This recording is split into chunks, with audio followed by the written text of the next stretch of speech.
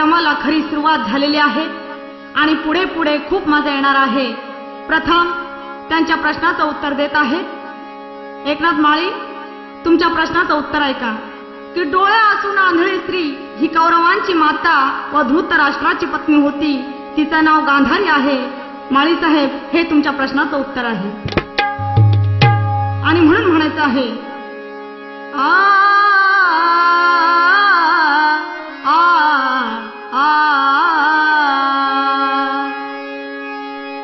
या तरण्या तरण्या पाहून पोरी